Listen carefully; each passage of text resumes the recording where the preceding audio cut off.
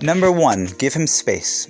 Your first instinct may be to beg and plead for your spouse to work on the relationship. If he's checked out, that's probably the least effective thing to do. Give your spouse space and allow him time to process and figure things out.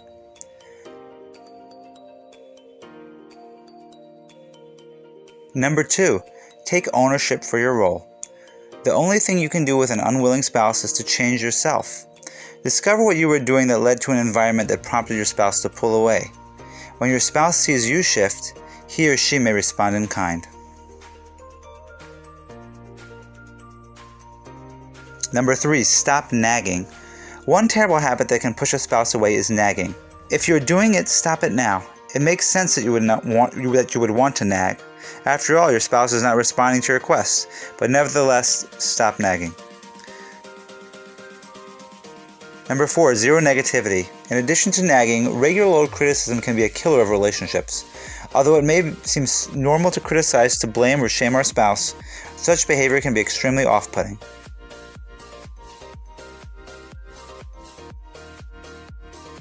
Number 5, love languages. Learn how to love your spouse in the way that he or she needs to feel loved. While you may feel like you have shown your spouse love over the years, if you aren't speaking their language, many of your efforts will have been in vain.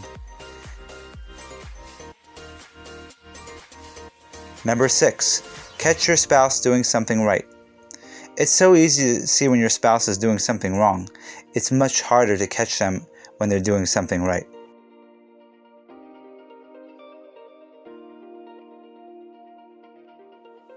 Number 7, learn how to listen. If your spouse is disengaged, he probably is thinking, why bother? It often feels like there's no point to engaging in a relationship or one feels unheard and misunderstood.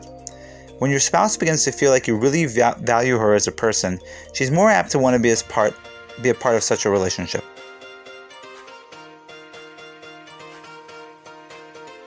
Number 8, have compassion.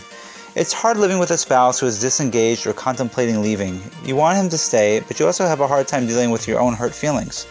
Feel his pain and make sense of why he may be acting out of hurt.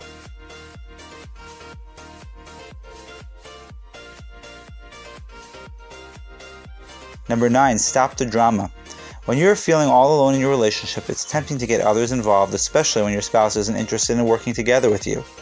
Get the support you need, but don't create a 3-ring circus.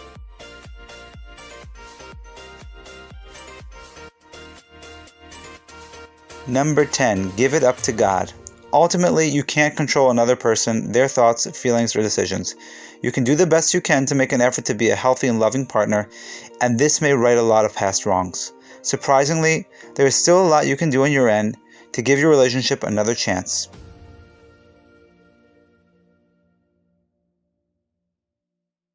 For more videos, follow us on our YouTube channel or visit themarriagerestorationproject.com.